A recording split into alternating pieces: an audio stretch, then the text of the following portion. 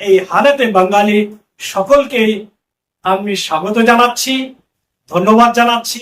আপনারা হালাতে বাঙ্গাল এইভাবে দেখতে থাকুন এবং ইসলামের খুব মূল্যবান বার্তাগুলি অল্প সময়ে খুব সাবজেক্টিভ নয়, অবজেক্টিভ ওয়েতে ইসলামটাকে বুঝতে আপনাদেরকে সাহায্য করবে।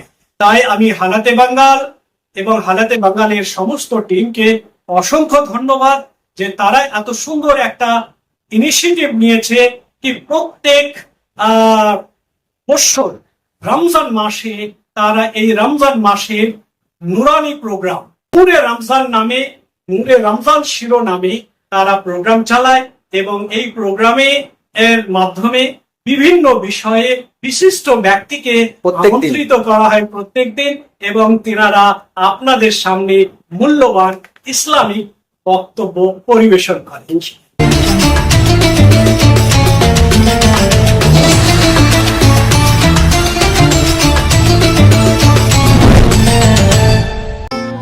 Noori Ramzan is presented to you by Titus Footwear. Faiz Ahmed Khan, Councillor Ward number 66. Azhar Iqbal, President Ward number 61, Trinamool Youth Congress. Hazrat Maulana Roshan Jameer Noori. Al-Haj Muhammad Jamaluddin, Founder, Premier Global School, Sonarpur. Ikhlaq Ahmed, Ex-Councillor Ward number 43. General Secretary West Bengal TMC Minority Cell. Shabbir Ali Warsi, Chairman All Bengal Imam Muazzin Association and Charitable Trust. Haji Barkat Ali, BTC, President Mithilanchal Welfare Society. Sana Ahmed, Councillor Ward number 62, Boro 6 Chairperson. Haider Ali Khan, Social Activist, Ward number 108, Gulshan Colony. Sophia Khan, Social Activist and Founder, Sufi Humanity Foundation. Zulkarnain Ali, Founder, Jazba Welfare Foundation. Muhammad Hannan, Social Activist, Topsia. Muhammad Araf, Social Activist. Dilwar Thunder, MD, BM Ekta Industries. Shahraz Collections. Nadeem Ahmed Khan, Social Activist. Assalamu alaikum wa rahmatullahi wa barakatuhu. نحمده ونصلي على رسوله الكريم أما بعد فأعوذ بالله من الشيطان الرجيم بسم الله الرحمن الرحيم ليلة القدر خير من ألف شهر صدق الله العظيم। সমস্ত তারিফ ও প্রশংসা সেই মহান আল্লাহর নিমিত্তে যিনি অক্ষয় অব্যয়, যিনি গোটা বিশ্বের স্রষ্টা, খালিক ও মালিক। তারপরে পরে বিশ্ব নেতা, মরুর সুদর্চেতা সৈয়দুল কাউনাইন আহমদ মুস্তাফা মুহাম্মদ মুস্তাফা সাল্লাল্লাহু আলাইহি ওয়াসাল্লামের শত সহস্র দরুদ ও সালাম শান্তির দ্বারায় প্রবাহিত। দর্শক মণ্ডলী, আমরা আজকে হালাতে বাঙ্গাল চ্যানেলের মাধ্যমে বাংলা দর্শক ও শ্রোতাদের সম্মুখে আমরা উপস্থিত। বিষয়টা হচ্ছে কি শবে কদর, লাইলাতুল কদরের ফজিলত। রোজা আমাদের কাছে গুরুত্ব ও তাৎপর্য। তো মাত্র শ্রোতামণ্ডলী ও দর্শক সমাজ, আমরা সকলেই জানি কি 12টা মাসের মধ্যে রোজা মাসের এক বিশেষ গুরুত্ব রয়েছে। কেননা এই রোজা মাসেই আমরা পবিত্র কোরআন আল কারীমকে পেয়েছি, যেটা আমাদের জীবনে খুব গুরুত্বপূর্ণ ভূমিকা পালন করে। কেননা কোরআনকে বলা হয়েছে কমপ্লিট কোড অফ লাইফ। কোরআন হচ্ছে আমাদের জীবন বিধান, মোকাম্মল সাবতায়ে হায়াত, আর সেটা আমরা এই পবিত্র রমজান মাসে পেয়েছি। তাই সকলেই আমরা আল্লাহ তাবারক তাআলার কাছে কৃতজ্ঞ এবং সেই কৃতজ্ঞ প্রকাশ করব আলহামদুলিল্লাহ। আমরা জানি কি এই পবিত্র কোরআন লাইলাতুল কদরের অর্থাৎ শবে কদর রাত্রে অবতীর্ণ হয়েছে। বিষয়টা হলো এবার শবে কদর রাত্রিটা শবে কদর রাত্রিটা বলা হয় বেজোড়, মানে শেষ 10 দিনে যে কোনো বেজোড় রাত্রিতে অবতীর্ণ হয়েছে। বেজোড় বলতে কি হবে? 21, 23, 25, 27 আর 29।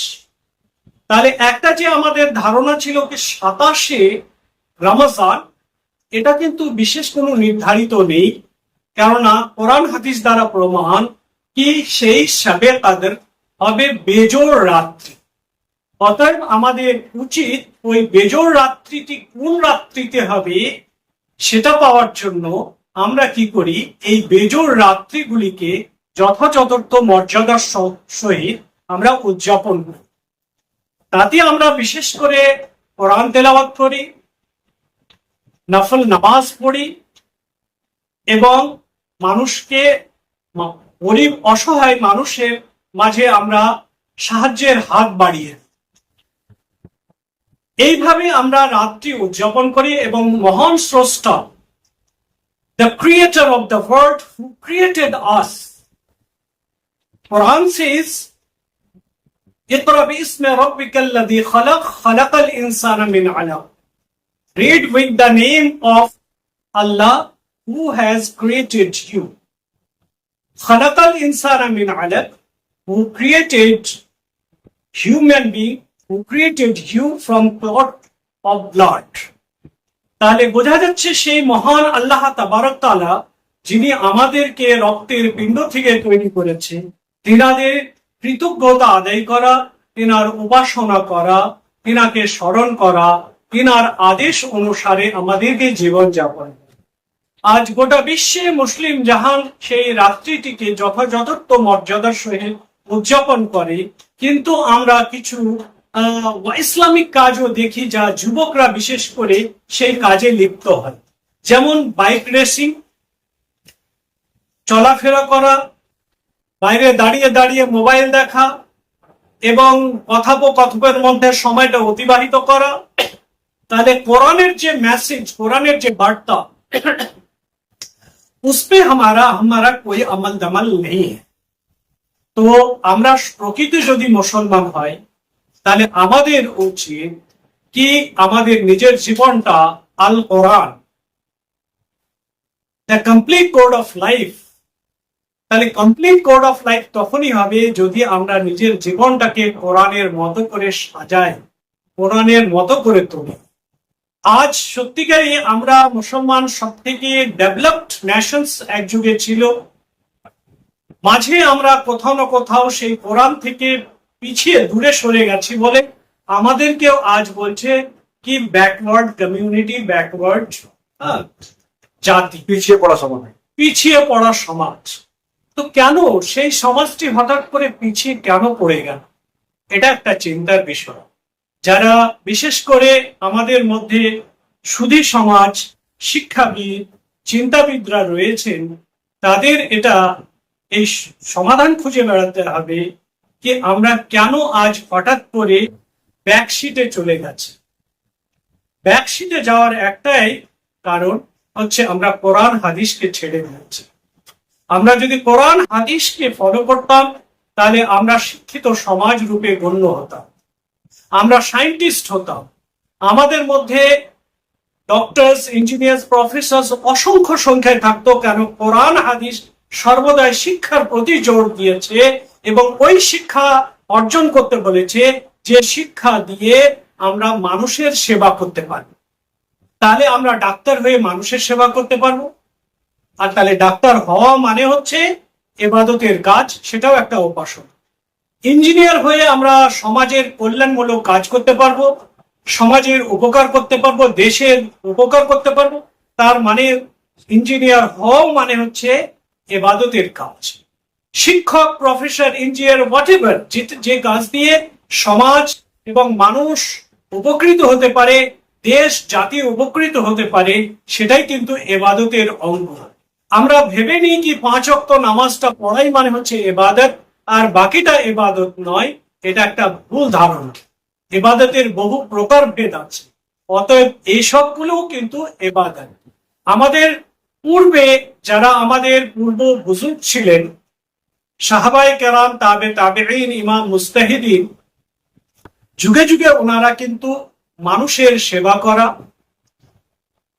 দেশের সেবা করা, জাতির কল্যাণ সাধনায় নিজেকে উৎসর্গ করাটাকেও কিন্তু ইবাদতের অঙ্গ হিসাবে তারা গণ্য করতেন। আজকে আমরা শবে কদরটা পেয়েছি।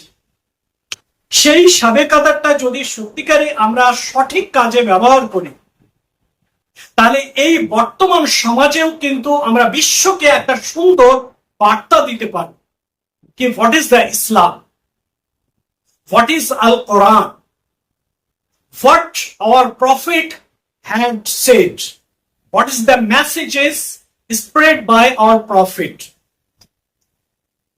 তো এইগুলো কিন্তু অন্য জাতির মানুষ সাধারণত ন্যাচুরালি ওরা আমাদের কোরআনকে পড়ে, হাদিসকে পড়ে ইসলাম জানতে চায় না। তারা আমাদের আমল, আমাদের আখলাক, আমাদের চরিত্রকে দেখেই কিন্তু আমার আকা মুস্তাফা সাল্লাল্লাহু আলাইহি ওয়াসাল্লামের সম্পর্কে তার একটা ধারণা পোষণ করবেন কি কোন ধরনের উনি একজন মহাপুরুষ ছিলেন, একজন নবী ছিলেন, একজন আল্লাহর দূত ছিলেন। তাহলে আমাদের যদি আমাদের আমল ঠিক না হয়, আমাদের আখলাক চরিত্র ঠিক না হয়, তাতে কিন্তু আমার জাতীয় বদনাম, এর সঙ্গে সঙ্গে আমার আকা মুস্তাফা সাল্লাল্লাহু আলাইহি ওয়াসাল্লামকেও কিন্তু আমরা সেই পজিটিভ ওয়েতে অন্য জাতির মানুষের কাছে উপস্থাপন করতে কিন্তু ব্যর্থ হব। তো দর্শক ও শ্রোতা মণ্ডলী, আপনাদের আরেকবার এই হালাতে বাঙালি সকলকে আমি স্বাগত জানাচ্ছি, ধন্যবাদ জানাচ্ছি। আপনারা হালাতে বাঙ্গাল এইভাবে দেখতে থাকুন এবং ইসলামের খুব মূল্যবান বার্তাগুলি অল্প সময়ে খুব সাবজেক্টিভ নয়, অবজেক্টিভ ওয়েতে ইসলামটাকে বুঝতে আপনাদেরকে সাহায্য করবে। তাই আমি হালাতে বাঙ্গাল এবং হালাতে বাঙ্গালের সমস্ত টিমকে অসংখ্য ধন্যবাদ যে তারা এত সুন্দর একটা ইনিশিয়েটিভ নিয়েছে কি প্রত্যেক বছর রমজান মাসে তারা এই রমজান মাসের নুরানি প্রোগ্রাম, নূরে রমজান নামে, নূরে রমজান শিরোনামে তারা প্রোগ্রাম চালায় এবং এই প্রোগ্রামে এর মাধ্যমে বিভিন্ন বিষয়ে বিশিষ্ট ব্যক্তিকে আমন্ত্রিত করা হয় প্রত্যেক দিন এবং তিনারা আপনাদের সামনে মূল্যবান ইসলামিক বক্তব্য পরিবেশন করেন। আরেকটা বাংলা দর্শক শ্রোতার জন্য খুশির খবর, আনন্দের খবর কি হালাতে বাঙ্গালের যারা ব্যক্তি, অ্যাসোসিয়েটেড ব্যক্তি, তেনারা সিদ্ধান্ত নিয়েছেন যে আগামী বছর থেকে হিন্দি এবং বাংলা উভয় ভাষায় প্রত্যেক দিন আপনারা ইসলামিক আলোচনা শুনতে পাবেন, দেখতে পাবেন। এইভাবে আপনারা হালাতে বাঙ্গালে ইসলামিক আলোচনা দেখতে থাকুন এবং শুনতে থাকুন এবং ওনাদেরকে সাপোর্ট করুন এবং সাবস্ক্রাইব করতে থাকুন, শেয়ার করতে থাকুন। এবং শেষে আপনাদেরকে আমি জানাই ঈদের অনেক অনেক শুভেচ্ছা। আপনারা শান্তিপূর্ণভাবে ঈদ উদযাপন করবেন এবং সম্প্রীতি, কমিউনাল হারমোনির যে একটা ইসলামী বার্তা দেয়, সেই বার্তাও যেন সকল জাতির কাছে সুন্দরভাবে পৌঁছে যায় এবং কোথাও যেন অশান্তি না হয়, ইসলামিক আদর্শ আপনার উপস্থাপন করার চেষ্টা করবেন। আসসালামু আলাইকুম ওয়া রাহমাতুল্লাহ। ঈদ মোবারক।